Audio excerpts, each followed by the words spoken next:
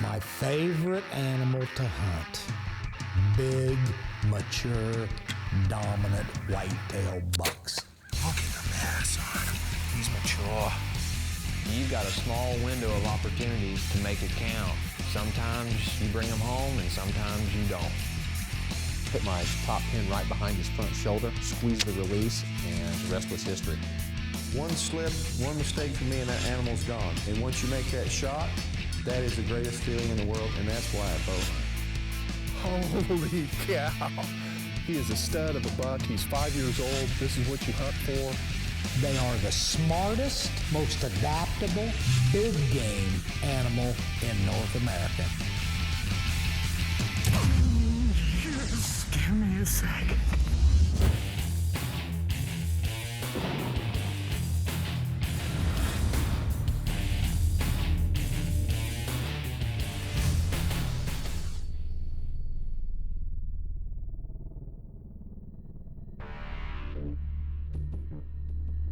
Have you got him?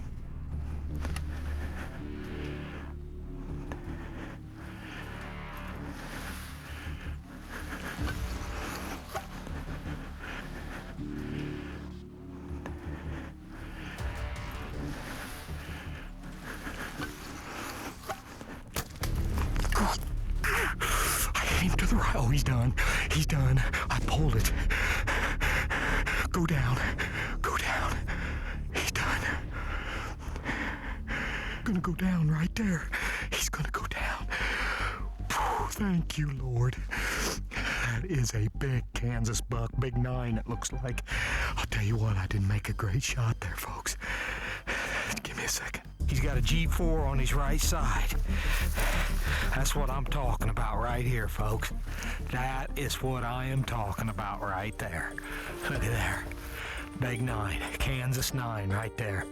You know, food plots are very important, but where you put those food plots is more important than anything else that comes into play when it comes to food plot hunting. And where you position those food plots, in my opinion, needs to be in the right strategic location where those deer are coming from the bedding area and where they feel comfortable coming out into the food plot. Just checking these buck oats out here. I had a guy come in here and mow this down. This was just a little open field of grass. Mow it down, round up it, and then I had him come back in here and plant buck forage oats, and they're coming up everywhere. We just got a rain. This is the first week of September. Look at this. And there's literally deer tracks everywhere in here. Well, we're here in the Northeast, and you can see I got a beautiful lush clover plot here. It's taken me about 5 years to get this how I want it. I had to cut down a bunch of trees, as you can see along the edges, how I stacked them up to kind of create certain areas for the deer to come in to really play the wind good. But I put a lot of work into this. It was a pine grove. The pH was really low. I had to add maybe 6,000 or 7,000 pounds of line. This is only like a half-acre plot, but we got nice thickets around here. So if you're trying to plant food plots, and you got to follow the directions, but if it doesn't work out, just keep trying. I mean, I finally got it after about 5 years now. I finally got a nice lush clover plot here. So stick with it, and you might have a field of dreams in your backyard. Look at this. Nice 8-pointer. Nice 8-pointer. Whenever I'm scouting a farm, I like to keep it as low-key as possible, as little pressure that I can put on the farm as possible. Whatever I can do from a distance, from a vehicle on a road, with some good optics, good binoculars, good spotting scope, that's always a big plus. The less pressure you put on the deer, bumping them around, moving them out of bedding areas, the better you are, the less scent you spread around. Hunters can increase their success on mature bucks by setting up feeding and watering scenarios that help keep resident deer from traveling. And for the pros of dominant bucks, setting up kill plots and watering stations early in the year is a huge game changer to an overall hunting strategy. Establishing green food sources adjacent to known big buck security cover ensures early season activity. And kill plots situated near historic antler drop sites help to ensure late-season buck opportunities as well. Another strategy is placing man-made water sources in locations that allow bucks easy access during the midday heat of early season, or in November when rut chasing. These water holes can be set up in specific areas where killing trees are located and wind directions suitable for success. Well, it's July 1st, and we've had unseasonably dry conditions all spring, all summer so far, and we're about 14 inches behind. I redug this water hole. It's so dry, it was completely bone dry, and today we're filling it. Coming up, buck hunter Chad Rushing goes full draw over a southern Illinois kill plot when Dominant Bucks returns. This portion of Matthew's Dominant Bucks is presented by Hoyman Extendable Tree Saw, the shooting lane saw. I'm Dale Carter, and this is Dominant Bucks. 13 yards. He went about 85 yards. He run back across the ridge and down there and fell over dead. So, I'm Stan Potts, and this is Dominant Bucks. A big 5x5 with two big stickers, one at the back of his right base. You know, one other thing I can tell you, if you're planting food plots, as you can see, this is a beautiful lush green food plot, but always set up a wire basket, some type of basket where they can't get in. That way you can see exactly how much the deer are browsing this. I mean, as you can see, we probably got about 6-inch clover here, but in the basket, I mean, we got clover as high as 12 inches. So this half-acre plot is definitely being used, and they're keeping it down to a reasonable level.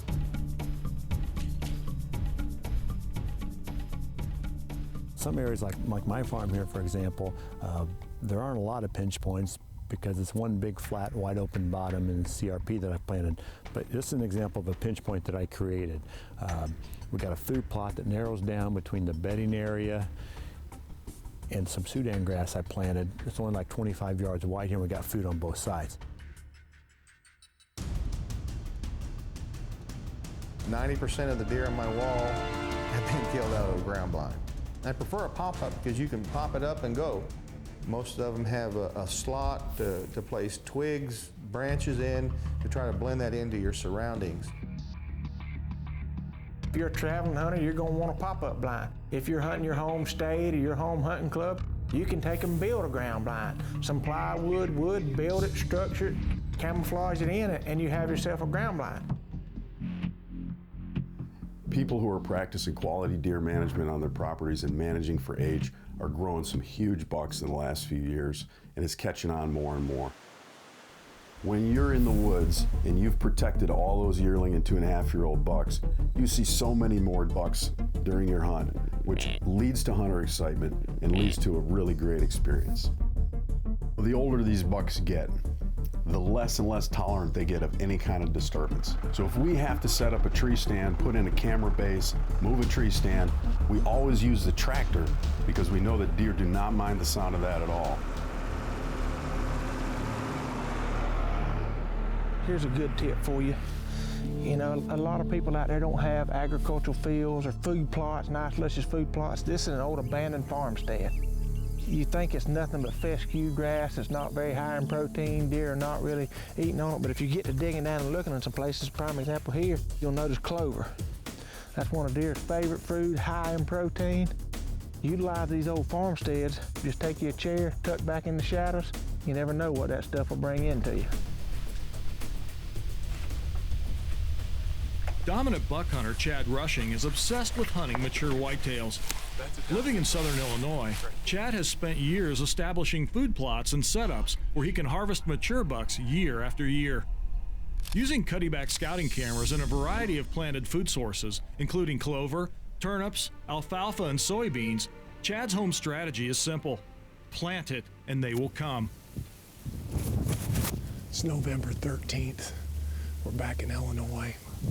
We actually boated into this stand, not to get into it, but to get out. The deer come from my food plot and come out in this bean field at night. So getting into it's easy, but getting out's tough because the deer are usually feeding. Exit strategy is just as important as entry. We're overlooking a food plot of clover. Was standing beans. They're only about 4 inches high because the deer mowed them off, and some failed turnips. That's why it's so important to stagger your food plots. We've got some spring plots here and some fall plots, so if you have a failure, you still have food. But we have a few turnips, we have a nice clover stand, and beans that have been overbrowsed.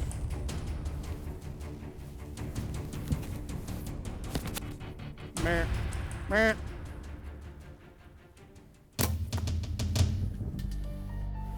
I just smoked. I just smoked a Big Ten. It happened so quick. All of a sudden, what time? We've been here 30 minutes. And a doe comes, it's rut. Doe comes running across the bean field.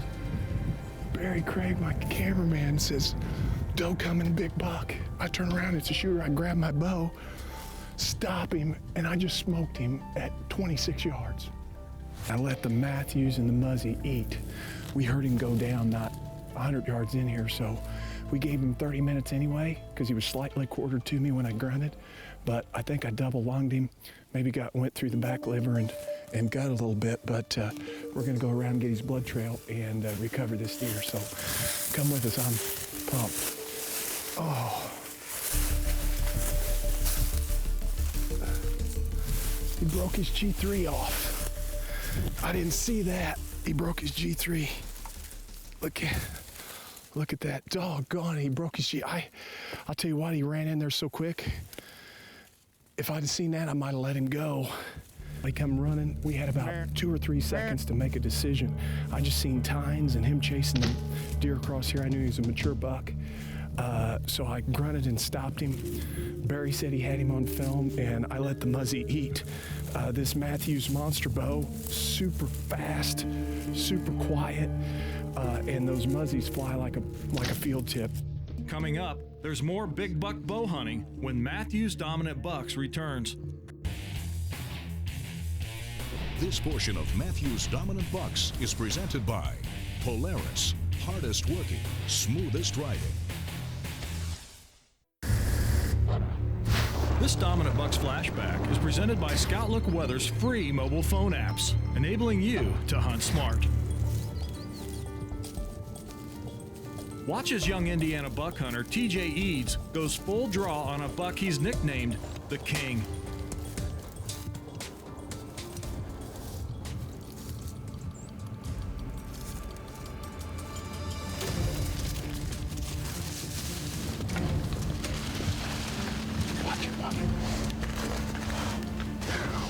God, he's dead right there.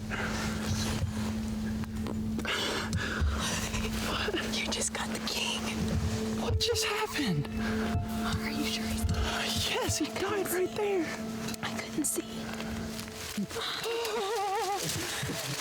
Oh my God. Come on, you're good. Gosh, that's scary. When you're thinking ahead about your late season hunting, you know, you have to have good food sources. If you have ground of your own, for instance, you have to have food plots. You have to leave standing crops. When it's super cold and snow on the ground, standing soybeans is the best there is. Standing corn would be next. And you have to leave that stuff, and you have to strategically have it in certain locations that work great for late season.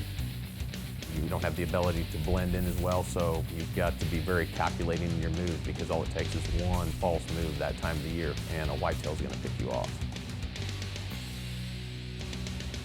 Not every day is going to be that 40-degree bluebird day with a northwest wind, and you go out in your favorite tree and this deer comes out. You're going to have that wind whipping 30 miles an hour out of the south, or you're going to wake up and it's going to be raining and coming out of the northeast and you don't want to get out of bed and get into the tree. The deer seem to be a little more alert. Go into your stand, whether you're driving, walking, or whatever, you just stick out more. Sometimes you have snow falling out of the trees. You have the crusty sound of the ice and the snow once it freezes that night, getting in and out. It creates more noise. My favorite place to hunt in the world is the North Power Line stand. It's this oak tree right here. You could call it my killing tree. I started hunting this tree back in 2006. It just kind of started out as an observation tree because there's some good rubs and good sign in here. And over the years, it has just developed into the best place in the world to hunt.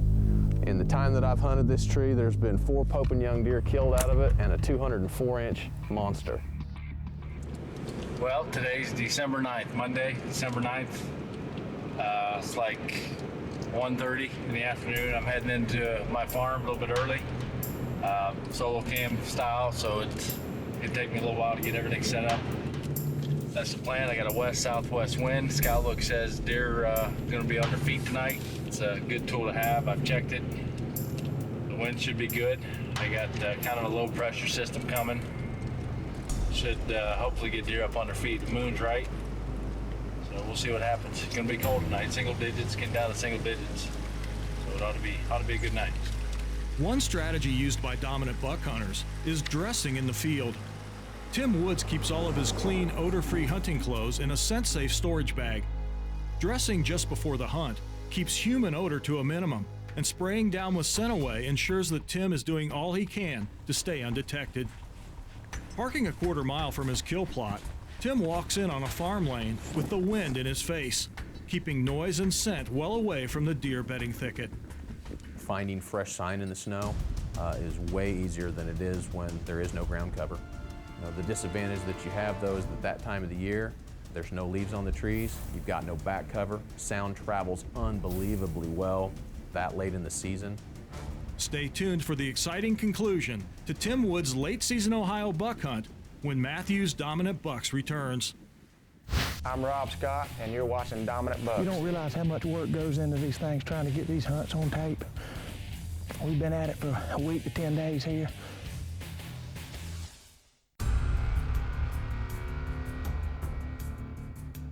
You know, I love to hunt in the snow. I think every hunter likes to hunt big dominant bucks in the snow.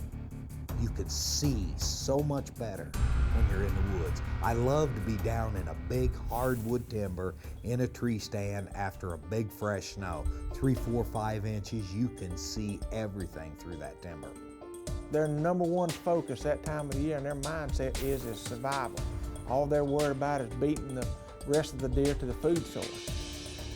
If you have a cold front that's coming in, the deer tend to move pretty good right before that and right after that. If you have a storm that comes in and you have a storm for 2 or 3 days, the deer don't like to move in a storm. If it's raining hard, they can't hear, they can't smell, they can't see. But when that storm breaks and it's over, then they'll get on the move again. Ohio buck hunter Tim Woods is set up overlooking a late-season kill plot with fresh snow beaten down with deer tracks. Tim can only hope to see his target buck, a whopper mainframe 6x6 with split brow tines. Just see, I'll pan over. I'm going to show you the food plot here. It's just door up. And we just got the snow, plus a little bit more. We got a little bit last night, and you can tell they were in here. Starting to move a little bit.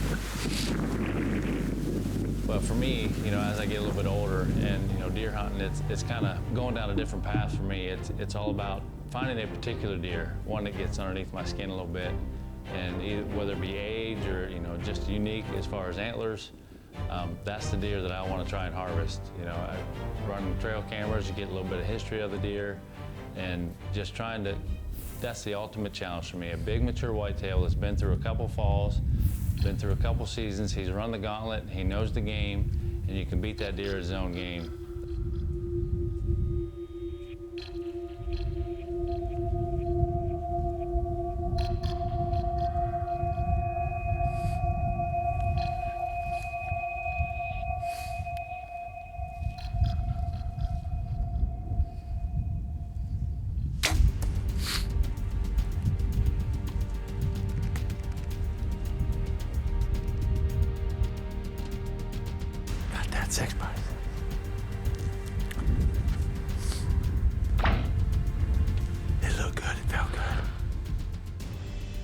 I had to go home anyway before I blood trailed. I needed to get my 14-week-old bloodhound.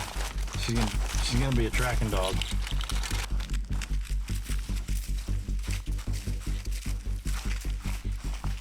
Good Maggie. Good girl. You go right to him. Good job. The laws say in the state of Ohio, before you move a deer, you gotta put a tag on it. Well, this is my first buck that I filmed for Dominant Bucks. I got talked with Tom Miranda this past spring and asked him if he was looking for any more subcontractors, and he said heck yeah. So I put on my Lost camo and went to work. So what an awesome deer, beautiful 6x6 split brow tines. I believe this deer, I don't think he's overly old. I would hate to see what he looks like next year, but he come in that food plot, in that clover plot, and he was definitely showing his dominance. He was definitely a dominant buck. You know, I probably learned something from every hunter that I come in contact almost every year.